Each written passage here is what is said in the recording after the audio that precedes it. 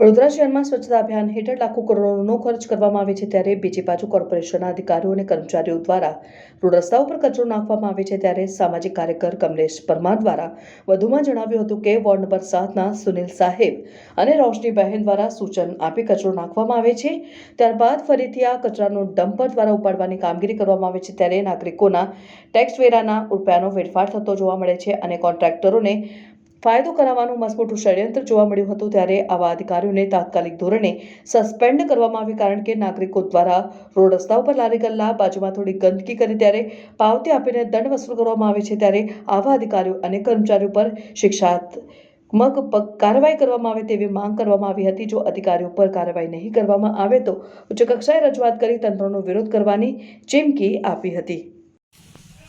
સ્વચ્છ વડોદરા સુંદર વડોદરા, પરંતુ આજે અમે વડોદરા શહેર મહાનગરપાલિકાના મ્યુનિસિપલ કમિશનર સાહેબ, મેયર સાહેબ, ચેરમેન સાહેબનું ધ્યાન દોરવાનો એક અમારો નાનકડો પ્રયાસ છે।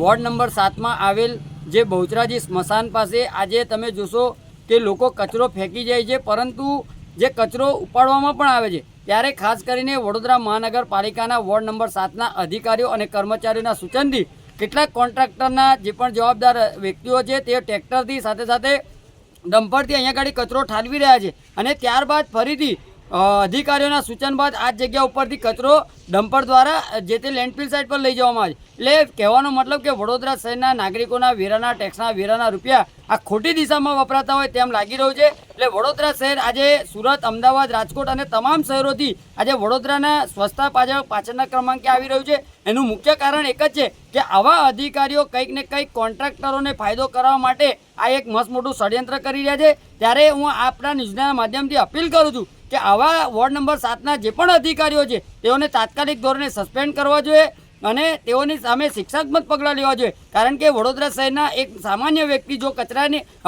લારીની આજુબાજુની અંદર થોડી ગંદકી કરતા હોય ત્યારે 500થી 1000 રૂપિયાનો દંડ ફટકારવામાં આવતો હોય છે અને દંડની પાવતી આપવામાં આવતી હોય છે। ત્યારે વડોદરા શહેરના મેયર, કમિશનર, ચેરમેનશ્રીને હાથ જોડીને એક અમારી અપીલ છે કે વડોદરા શહેરમાં એક દાખલો બેસે અને એક ઉત્તમ ઉદાહરણ સાબિત થાય, કારણ કે આ રીતનું કૃત્ય બીજી વાર ન કરે તે માટે વહેલામાં વહેલી તકે આવા તમામ અધિકારીઓ સામે શિક્ષાત્મક પગલાં લેવા જોઈએ અને તાત્કાલિક ધોરણે સસ્પેન્ડ કરવા જોઈએ તેવી અમારી માંગ છે।